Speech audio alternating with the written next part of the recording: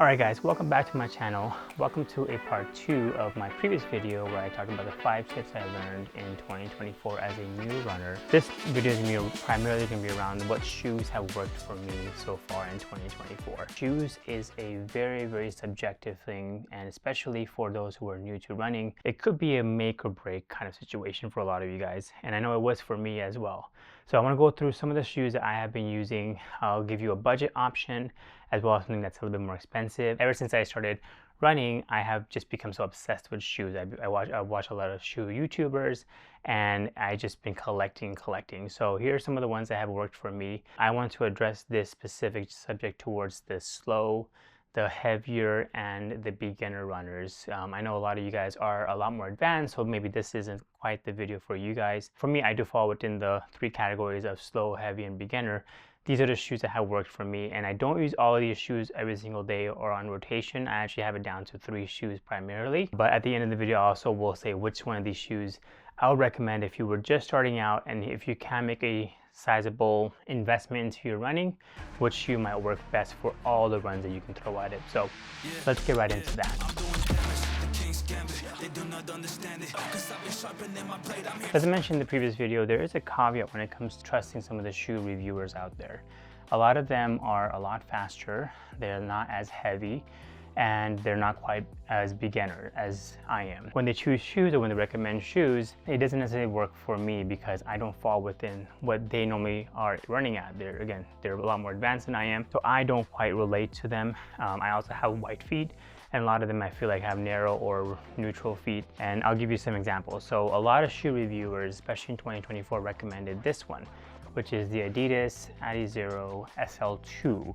I know the Evo SL is going to be coming out pretty soon, but this is a shoe that a lot of them recommend. This is a fantastic shoe for daily training, all this stuff, right? And I was sold because they were so high on this one. I mean, I literally saw 4 or 5 reviewers that recommended this shoe, and Adidas ended up actually having a wide version on it because I can't necessarily run in Adidas shoes, so I got the wide version as well. And I can tell you this shoe does not work for me at all. It is very firm. I don't necessarily like feeling the ground when I run. I still need a little bit more stability because again, I am heavy and my feet do move around a lot, and the narrowness in the heel just did not work for me. I did end up keeping the shoe because I think it looks cool, so I use it as a lifestyle shoe pretty much. But when I tried to run on it, I did try about 3 times and I just could not get comfortable with it. It just felt like my feet were hurting a lot after the run. On the opposite end, a lot of them recommended this one, which is the New Balance V1080-13, I think it was something like that. And they also recommended the More V4. I tried the More V4 before as well as this one, and when I tell you, this is the opposite problem for me. This is way too cushiony to the point where when I did try to run on it, I just felt like my entire heel was moving around so much because there was so much foam, and it felt like you're walking on clouds, and it's amazing when you walk on them. But when I try to run in these, I just get no energy return whatsoever. So I actually like to wear this shoes on a regular occasion more than my other ones because this one, again, is so cushioned. It is like walking on pillows, and it feels amazing. I just cannot run in these because once I get into a longer run, my feet just try to move around. It is not as stable for me because, again, of my heaviness. It did not work for me. So that is the one thing that you guys should look out for when you look at some of the shoe reviewers, is that they necessarily we'll pick this one because it feels so good, but it may not fit you the best, as it did not for me.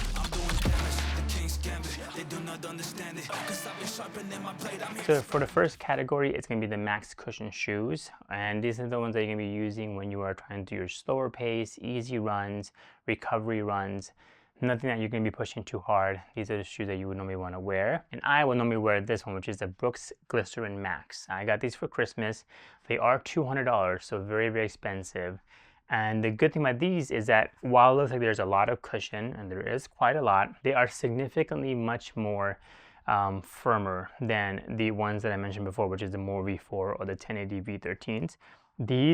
They are very well cushioned, but they are not way too soft where my foot is sinking in. The rocker is great because you can push the pace a little bit if you need to. I know for my easy runs, sometimes towards the end, I feel like I just want to get a little bit of a spurt going, and these pick up the speed right away if I want to. Not saying these are a speed shoe by any means, but these are something that you can definitely go a little bit faster if you need to on. But these are amazing when it comes to daily max cushion shoes, and also their grip and their outsole is fantastic. I've run about, I want to say 25 miles in these so far, and they hold up so well, especially during the recent cold weather we've been getting in California. For budget option wise, I would pick the Gel Nimbus 25. I know the 27 is out there, the 26 is out there as well. I haven't tested those. I did hear that the 26 was a lot more softer. I'm not sure about the 27 as well, but these are again in that same category where they are soft, are not too soft, my foot is sinking in. I would say these are a little bit more firmer than these currently are, but when I first started off my journey, I just picked these up on Amazon for like 80 bucks. They were on sale. I pretty much wore this nonstop for quite some time. Very, very stable, very wide. You feel good in it. The lockdown is great. Everything's perfect. So these I would recommend if you are on a budget end. So for the second category, I have daily training, and these are the ones I wear pretty much every single day whenever I'm training. Of course, I don't wear all three at the same time, but I'll kind of walk through which scenarios I wear these in. These are the ones I picked up the first, which is the New Balance SC Trainer V2. There is a V3 out there, but I heard that the V3 was a little bit more disappointing for some of the people, so I picked the V2 on sale on Amazon. I think they were about $105, something like that. They have a carbon plate on them. They are very soft and not, again, sinking into my feet soft, but soft enough to give me a good stability, good cushion. And when I am really cruising along, when I need to push the pace, the carbon plate is right there. These for a long time were my favorite shoes. I wore these for everything besides my max cushion shoes when I would start off running, and they have held up excellently.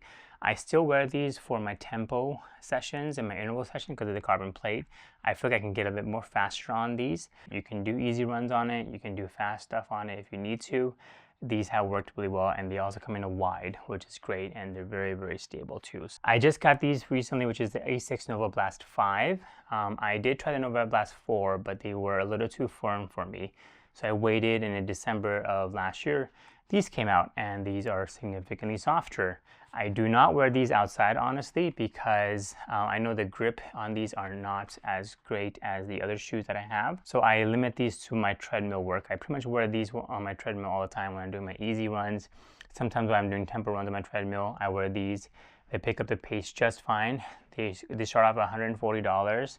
I got these in the wide. I like the colorway of these as well. I would say these are probably gonna be the ones that I would recommend for most people to do every single thing you can possibly want to do. And last but not least, my favorite shoe of all time. And you have probably seen this in many of the shoe reviewers. And this is the one that I recommend and probably agree with a lot of shoe reviewers out there. And that is the asics Superblast 2. These are expensive, $200. It's a little bit easier to get a hold of these in US. I know in the Europe market, it's almost impossible, but in the US, I was able to pick these up pretty easily. They don't come in a wide option, and I didn't need to. I actually just sized up to a size 12, and they fit me perfectly. They're wide enough. These I can do everything in it. And when I mean everything, I mean every single thing in it. I can do my slow, recovery, fast, everything I want to. I can do in these shoes because they are so cushioned. They are wide enough. They are very, very light. No plate. They feel amazing under the foot. The only negative to this shoe is that it is very much a boat shoe, meaning that it's a lot of shoe. It's a big shoe. You compare these to the asics novablast.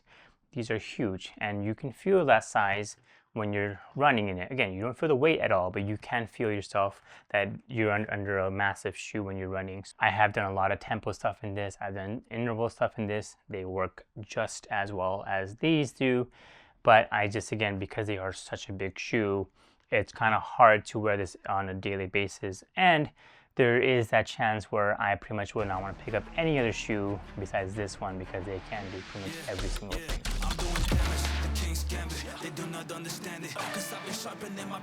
And last but not least, race day shoes. I've only done one race so far, which is a 5K. And I did it in these shoes here, which are the New Balance SC Elite V3s. There are the V4s out right now, but I ran in the V3s because, again, I think that I saw them in reviews that V4s were a little bit too soft underfoot, and people were complaining of some Achilles issues, and they're like $200 and $250 rather. And I got these again on Amazon for like $120. They were in one of those Amazon resale things. I opened it, looks perfect, fit perfect. It's a wide version. Not the biggest fan of the colorway, honestly. I love these shoes. They are very, very good for going at speed. But what I do notice is, again, they are very, very soft at times, especially when it comes to stability. When you're trying to push it and you're a heavy runner, you may start to lose some form, you may start to lose some stability when you're running in it. So when I did my 5K, I did notice towards the end, I did start to feel that my foot was kind of folding in like this a lot. That's the thing with super shoes when you're running in them, is that they are not as stable as your other shoe that you train in. As far as my 10K and all that stuff, I probably will do my 10K in these shoes here. But for my half marathon and marathon, if I don't find the right shoes, I may end up running it in my SC Trainer V3s, because again, they do provide me stability. They have a carbon plate in it. I've gone fast in these shoes a lot, and they're good on the long runs as well. And then my backup marathon shoe will probably be the Superblast 2. Again, I can swear by this shoe. This is the one that I can do my longest runs in. I feel the most comfortable in when I'm running in.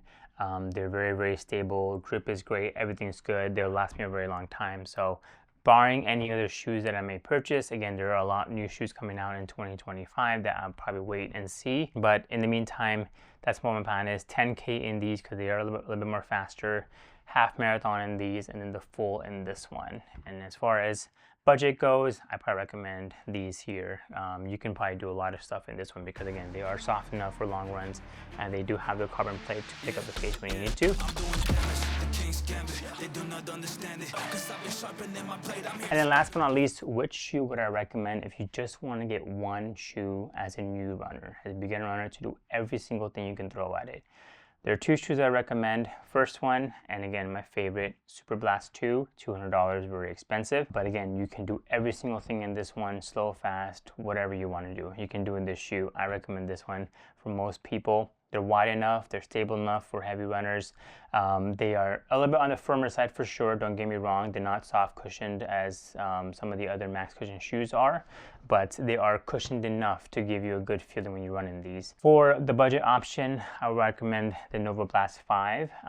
And they are a lot softer than these are actually. They're significantly softer. But again, if you're just starting off and you have a wide foot and you're on the heavier side, I probably recommend these, honestly. They're $140, they're not bad, and they're soft enough for daily training. They're soft enough for the max cushion part of it, and they also have a little bit to push the pace if you need to as well, until you get more comfortable and until you like running as much as I do now. Then you might pick up some of the stuff that is specifically for each run, like a tempo run interval. You might have shoes for that, but if you're just starting off and you're trying to keep your resolution going for the whole year, I recommend this one as the cheapest option.